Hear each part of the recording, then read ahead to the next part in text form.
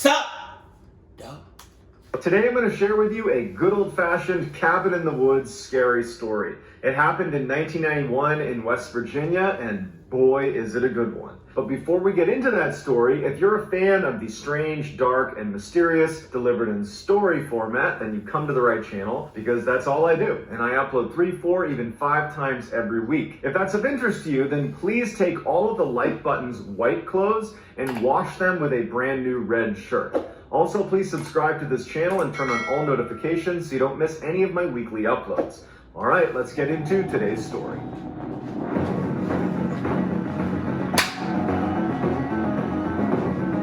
Dodge roll. Dodge In roll. 1991, Brian Kendall and his young family were tired of living the busy city life. He worked in Baltimore, Maryland. He was a carpenter by trade, but he... Shouts out to the DMV. Shouts out to the DMV. If we don't know what that is, that's tough. DMV, DC, Maryland, Virginia. Let's go.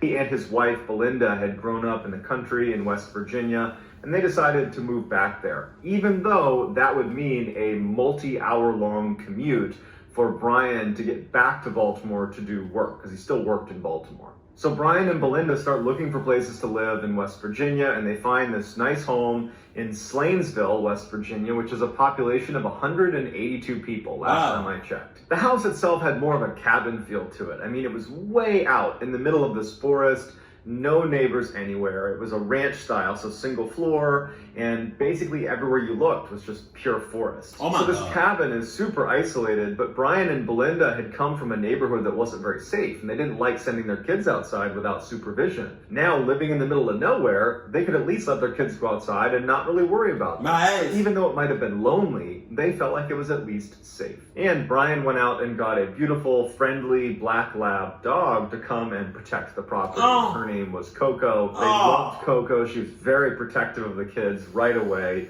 and she blended in with the family immediately. And very quickly, the family really took to living in Slanesville. They loved their new home and their new life. Everything was just going so well at first. Shortly after they had moved into the house and finally unpacked, Belinda invited her brother, as well as her brother's wife and daughter named Jordan, to come over and check out the house. And so they come over. Belinda had gotten a cake and some balloons, and she planned on throwing a little mini surprise party for Jordan, who was about the same age as her kids and had recently had a birthday, and so they figured they would surprise her, give her some cake, and have a little impromptu birthday party. After cake, the kids went into the living room and were playing in there together. The living room was right next to the kitchen, and so the adults were in the kitchen having coffee and chatting, and as they're chatting, they all noticed something very strange going on in the living room with the kids. The kids had taken all of the balloons and brought them into the living room, and they had all floated up to the ceiling, and there was pretty high ceilings inside of this living room. And as the adults are looking in the direction of the kids and these balloons, they notice one of the balloons comes down from the ceiling, but the string is tight, as if someone's holding the balloon and pulling it down, but no one was pulling on the balloon. The adults stopped talking, and they've all noticed this, and they're all looking at it, because it looked very unnatural. The balloon stops right in the middle of the room, and it's a ways away from the kids, and the kids haven't noticed it. And the parents are just quietly watching this balloon. Oh, no. And no one knows what to make of it. No one's even commenting that this is happening. They're all just quiet and watching. And the balloon starts moving across the room over to where Jordan was. Jordan notices the balloon for the first time. She turns and goes, No. Jordan. What's up?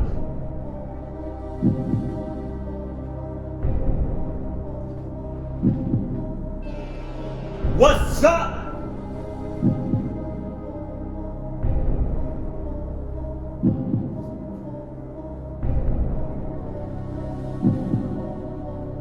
What's up? What's going on, Jordan? How you doing? You sus right now.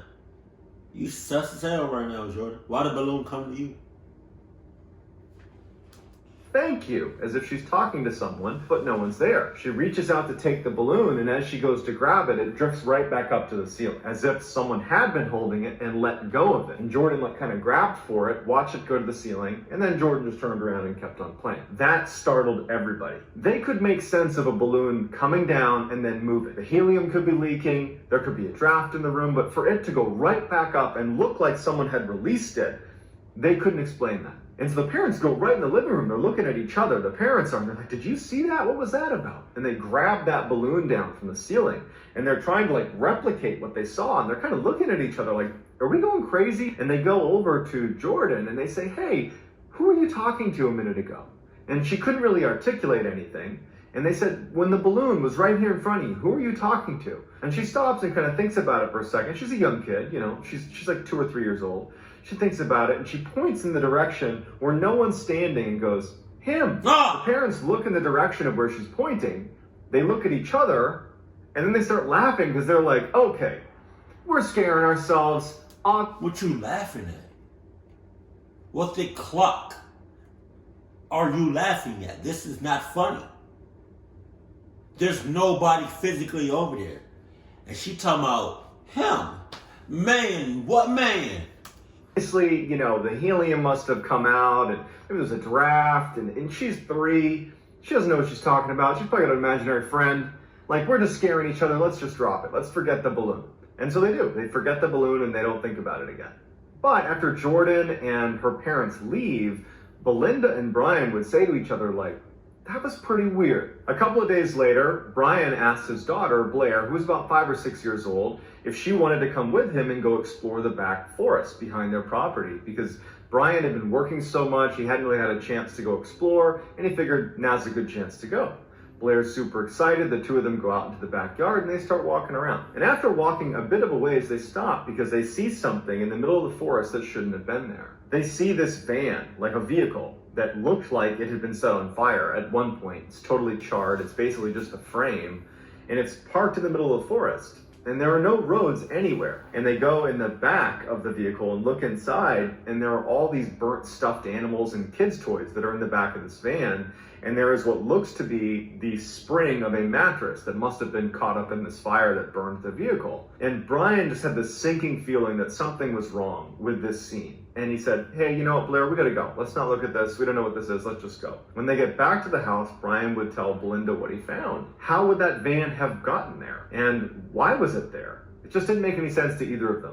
Over the first couple of months that they were living in Slanesville, Brian was trying to commute daily to his work in Maryland, but it was taking up hours and hours of his day. He was getting no sleep, and it just didn't make sense. And so even though they only had one car, he started commuting on Monday morning to work and then staying with his mom, who lived in Maryland, and then coming back to Slanesville on Friday night, which would mean that every week, Monday to Friday, Belinda and the kids would be alone in their cabin in the woods in Slanesville with no vehicle. But Belinda had grown up in a very isolated house in the middle of a forest in West Virginia, so she wasn't a stranger to this type of setup, and so really didn't have any issues with this lifestyle that they had in Slanesville. Blair had been asking ever since they moved in if she could go camping one night out in their RV. They had a little RV camper that was parked right outside their property, and she wanted to spend a night out there by herself. And so one week when Brian was away for work, Belinda finally caved and said, "Okay, Blair, you can stay in the camper tonight." She wasn't thrilled about this idea, but she felt like the kids had a little bit of cabin fever going on because they were so cooped up in this house,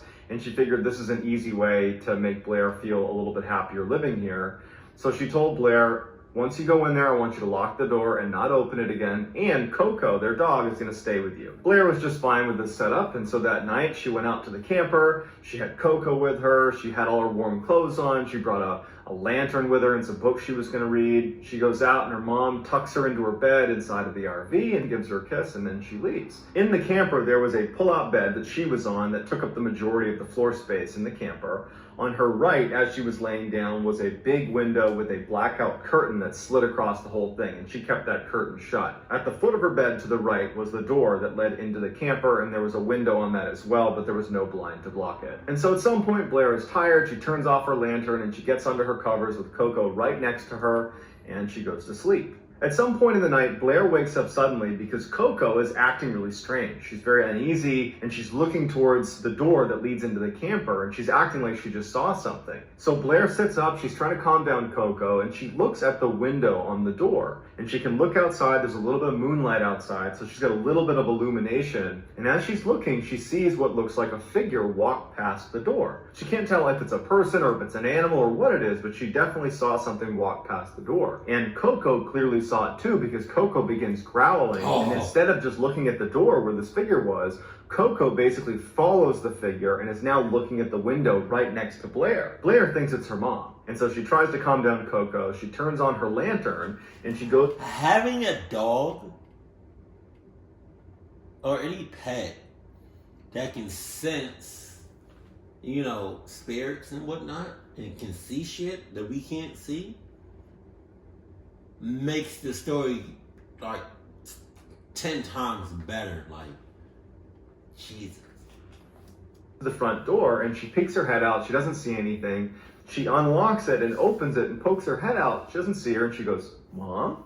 And there's no one out there. She looks up at the house, which is right next to her, and all the lights are off. There's no sign that her mom left the house. Suddenly feeling really startled, she shuts the door, locks it, and goes back in her bed. Now, the whole time that Blair had turned that lantern on and gone down to the door and yelled for her mom, Coco was still on the bed looking at the window where the blackout curtains were covering up whatever was on the other side. Now, when Blair's going back to the bed, Coco is showing her teeth. She's baring her teeth and she's growling at the window. Blair's totally spooked. She jumps into her bed, throws the covers over her head, and she's sitting there hoping that Coco will just stop and that this will all end and she can go to sleep, but Coco doesn't stop. And she's like reaching out and trying to pull Coco to get under the covers with her, but Coco won't stop. Blair decides she has to take a look out that window, and she thinks, maybe it is my mom. Maybe I just missed her before and she's trying to come in. Maybe she was knocking and I didn't hear her. Yeah, but if Coco is a part of the family and Coco knows everybody and is chill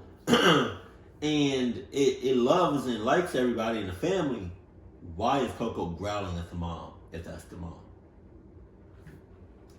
And so she takes her covers off her head, gets right up next to the side of the wall. She's underneath the window, which is right next to her. And she starts pulling aside that curtain. And as soon as she's got a view out the window, she sees a dark figure that looks like a man or something standing right outside the glass, looking down into her camper. She's so scared, she drops the curtain and just gets under her covers. Coco goes right on top of Blair and is standing over Blair, basically protecting her. Right. And at some point, Blair does manage to fall asleep. Meanwhile, on the same night, there was some other drama happening up at the main house. Belinda had put Blair's younger brother, Sean, to bed almost immediately after she tucked in Blair inside of the camper. Sean was 3 years old and he was a great sleeper. She could put him in his bed, say goodnight to him, and she wouldn't see him until the next morning. But that night, Belinda was laying in bed, and Sean multiple times would get out of his bed and come into her bedroom and say he was scared and didn't want to be in his room. Belinda would get up, she'd go back, she'd tuck him back in and say, "You got nothing to worry about, it's just a new house,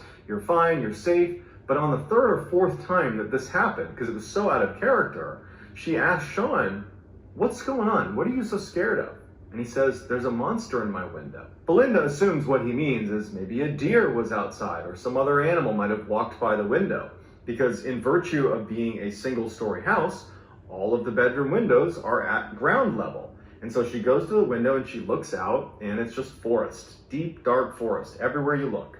And so she's thinking, okay, maybe a deer walked by the window, or a moose, or something like that, and that's what he saw. And so she was able to explain to him that, it's just a new house. No. Hell no! If you got kids, or this is my thing, just believe kids. Believe kids. Because if your kids know what an animal is, or in a sense knows what an animal is, and knows what a monster is, or something that doesn't look natural, or that doesn't look like an animal, and your kid says there's a monster in my room, or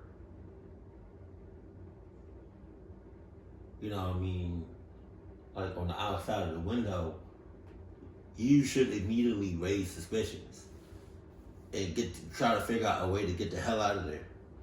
There's probably some deer that are coming by the window. You got nothing to worry about. And so she was able to finally calm him down and he would go to sleep. The next morning, Blair is relieved to wake up and have sunlight be coming through that little open window on the front door. She and Coco go into the main house. She sits down for breakfast with her mom and with her brother, and Belinda asks her how was camping. And Blair, who was normally a very chatty child, was very quiet about it. And her mom said, well, did you have a good time? Like, you gonna tell me anything about it? And Blair just said, I don't think I want to go camping again. And she didn't elaborate. She just didn't want to talk about it. And so Belinda didn't ask any more questions, and that was that. That day goes by without incident. And then that night, Belinda gets Sean and Blair to bed in their normal rooms. They're asleep. Belinda goes to her bed and she falls asleep. And she starts to have this very strange dream. In her dream, she wakes up and looks at the foot of her bed and she sees a boy, a boy she doesn't recognize. And he's signaling her to come with him. And so in her dream, she gets up out of her bed and she follows him out of her room and she goes out to the front yard, and it's daylight outside. And on her front yard are all these clotheslines strung all over the front yard. And there are these white sheets that are hanging from each of these clotheslines, all in different random directions. And she's trying to find this boy, and she can't find him because all the sheets keep getting in her way. She finally stops because she feels something on her toe. And she looks down, she's barefoot, and on her right big toe is a clothespin that had been pinched onto her toe. And so she reaches down and pulls it off, and that's when she wakes up. And now she's awake in real life. And so she sits up and she's kind of looking around, and she's in that immediate fog following a really vivid dream. And then she realizes that was just a dream, gets back in bed, and she goes to sleep. The next day she gets up, she gets out of her bed, and she begins pulling her blankets up to make her bed. As she's walking around the foot of the bed, she stops because she sees something on the ground. A clothespin. They don't own any clothespins. And so she's sitting there looking at it thinking, how could that have gotten there? What was that dream about? Was I awake? Was I doing something in my sleep? Was I sleepwalking? She can't make sense of it, but it totally freaked her out. That day, Belinda told her sister about this dream with the clothespin and then finding it at the foot of the bed. And her sister's like, look, you probably just need a break. You're alone with the kids all the time. You're isolated. Let me come over. I'll watch the kids and you can just go for a walk and do whatever. Just clear your mind. And so Belinda's sister comes over, takes the kids, and Belinda decides that what she's going to do is go explore the woods behind their house. Wow. She walks a little ways behind their property and she sees something that really stands out to her. It was a little cemetery. And it was on their property, or at least... What? What?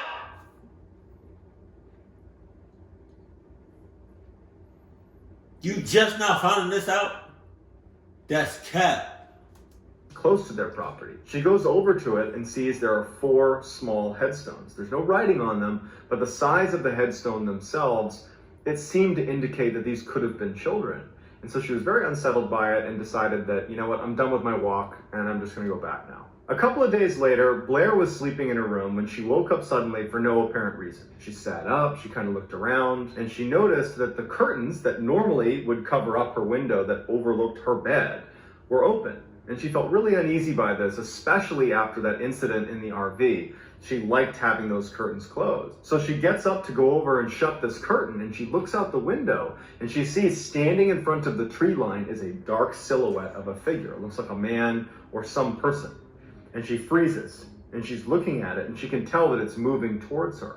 And she's looking even closer, and then she can tell it's now running at her. She shuts it, jumps into her bed, and covers herself up. As she's laying there under her covers, not knowing what to do, she hears Coco barking from her mom's room. Belinda wakes up to Coco barking and looks at what she's looking at, and it's the window. So Belinda gets up, she looks out the window, she doesn't see anything, and tells Coco to calm down. She figured, okay, maybe she saw a deer or something, and then just to be a good mom, she checks on her kids. She goes to Sean's room. Sean didn't wake up from the barking. He's asleep in his bed. But when Belinda goes into Blair's room, Blair is hiding under her covers and she's scared of something. And she asks Blair, honey, what's wrong? And Blair finally says that she saw something. She thought it was a person. She didn't know what, but it was running towards the house. And so Belinda's thinking to herself, she just saw an animal, because that's probably what Sean saw when he thought he saw a monster outside. And I'm sure that's what Coco saw. You know, Coco's going to react to an animal. There's probably some deer that's coming right up to the window and it's scaring my kids, it's scaring my dog.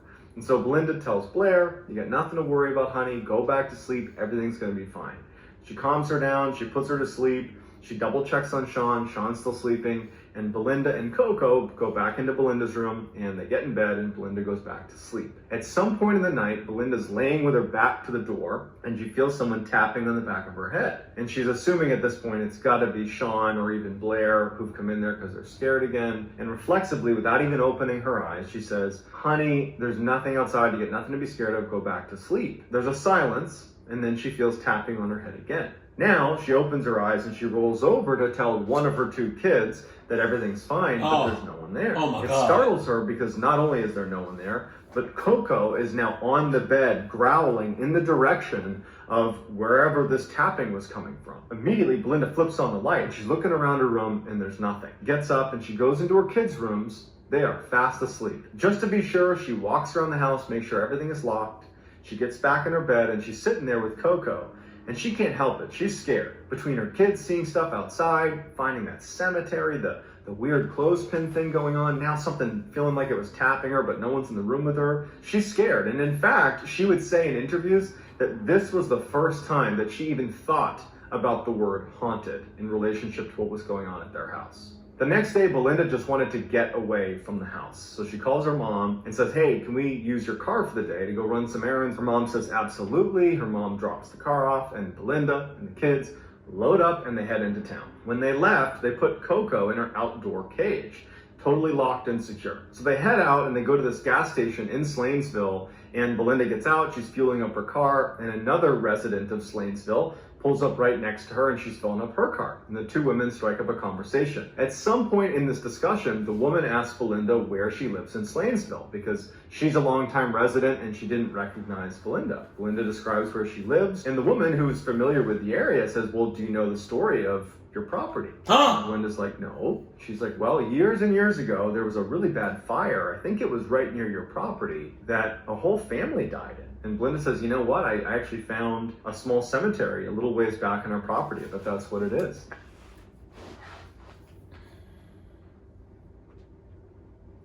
Nobody could have said anything to this new family. Nobody at all. Nobody. Are you dead ass? That's ridiculous. That's selfish. Why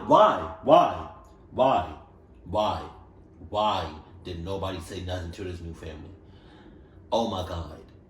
As Belinda is driving away and she's thinking about this story she's been told, she has this sense of relief that now she has some closure on why there's that cemetery on her property. And she couldn't help but think, if her house is haunted, which she had only recently considered, maybe it's not such a bad thing to have it be this family that's doing the haunting. It didn't feel evil, it just felt kind of sad, and she was empathetic for this lost family. When they got back from running those errands, Coco was gone. They went to the fence and it hadn't been opened. There was no sign that she'd been able to burrow underneath this fence. There was no way for her to get out unless you opened the gate, and it was locked and shut. And so they didn't know what to make of that, and the only thing they could come up with is someone must have taken Coco. And unfortunately, they would never see Coco again. Damn. It was a huge loss for this family. Jesus. Coco was not only a dog they loved and considered part of their family, but she was also their protection. And it was a very big deal that she was gone. A couple of days go by and Brian's home from work and everyone in the house is asleep except for Belinda. Belinda was up watching TV, and at some point she turns up the TV and she also goes to bed. She starts having the same dream she had when she felt that clothespin on her toe. In her dream, she wakes up and at the foot of her bed is this boy, the same boy that she had followed outside that she could never find in the sheets. And so she gets up and she starts following this boy. He brings her out to the front of the house, out onto the front yard. And again, the whole front yard is covered in these white sheets that are strung up along clotheslines. And as she's making her way across the front yard, pulling sheets aside, she finally reaches a clearing and she sees this boy who looks like about the same age as her son, Sean.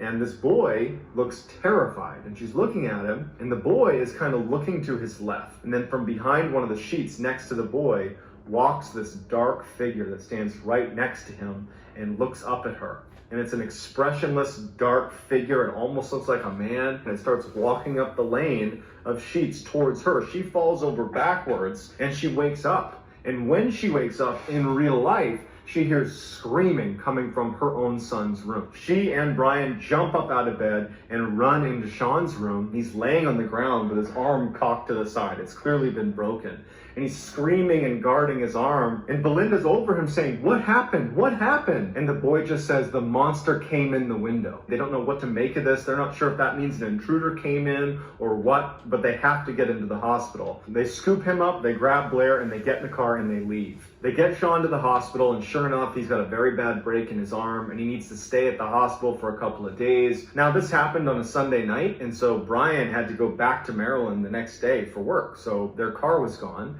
So 3 days later, when it was time to get Sean, Belinda had to borrow her mother's car to go pick him up. So Belinda gets her mother's car, and she and Blair drive to the hospital. They pick up Sean. As they're driving back, the car breaks down, and they're on the side of the road with flashers on, and Belinda doesn't know what to do. Luckily, a good Samaritan is driving by. Another resident of Slainsville sees them pulled over. She pulls over. It's an older woman, and she says, "Hey, can I give you guys a ride?" Belinda's like, "Thank you. Yes, we need a ride." So she, Sean, and Blair load up in the car, and they start driving to their house. And so Belinda tells this woman where she lives. "Yep, you take this road, you get up to our house, it's set back in the woods there." And when she realizes where Belinda lives, she looks at Belinda and goes, "You do know the history of your house, right?" And Belinda looks at her and goes, "Yeah, the fire that killed the family, we're aware." She goes, "No, not a fire. The last occupant of your house was rumored to be hurting children on your property. And there's no proof, but some of the local men here decided they were going to take justice into their own hands, and they convinced this guy to go hunting with them. And they brought him out in the woods behind his house, and they ambushed him, and his body's never been found. It's rumored there's a van somewhere in the woods near your house where they put him inside of it, shut the doors, and lit it on fire." Belinda's in shock hearing this, because now, if her house is haunted, which she's believing it is, it's not some nice family that was sadly lost in a fire. It's this horrible man. They finally got back to the house. They said bye to the woman, and Belinda and her kids went inside. And for Belinda, it was like this horrible sense of dread being in the house. It just felt evil. And she realized that she couldn't stay there anymore. So she picks up the phone, she calls Brian, and she says, "I cannot stay here another night. I have to go." And so Brian says, okay. He drives back from Maryland. They pack some bags, they get in his car, and they all leave for Brian's mom's house. And that was it. They never stayed another night at that house. They only went back a couple times to pack up their stuff, put it in moving trucks, and they left. So I'd love to get your feedback on this story. Do you think that the house was indeed haunted? Yes. Or do you think there's some other explanation? Let me know in the comments, and I will respond to all the early commenters. So get in there and give me your theories. If you enjoyed today's story and you haven't done this already, please take all of the like button's white articles of clothing and wash them with a bright red brand new t-shirt. Also, please subscribe to this channel and turn on all notifications so you don't miss any of my weekly uploads. If you have a story submission that you think could work on this channel, whether it's your personal story or just a suggestion, please go to our subreddit. It's just called Mr. Ballin. It's linked in the description below. I read it every single day, and if I intentionally use your submission, I will absolutely credit you. If you want to get in touch with me, you can direct message me on Instagram or on Twitter. My username for both platforms is JohnBallin416. I also have a ton of content on TikTok. My username over there is Mr. Ballin. So whether I see you on Reddit, Instagram, Twitter, TikTok, YouTube, some combination, I'm just very thankful for your support. And until next time, guys, that's going to do it. See ya. I think it was haunted. The family should definitely get the hell out of there if they haven't already. If they did, I'm so mad and so sad that they took Coco. I'm such a dog lover. Oh my God. But I think the first encounter, with the ghost or whatever, I think with that, is that the same one with the balloon? She could go camping one night out in the floor, and he figured we're all just quiet and watching. And yeah, it is. That right there with the balloon. I would have grabbed my stuff and left, went way past 6 miles out, started a whole new identity, a whole new life, and I would have found God. Keep it cool, keep it classy, and I love you, stay happy, my family. Oh, my knees.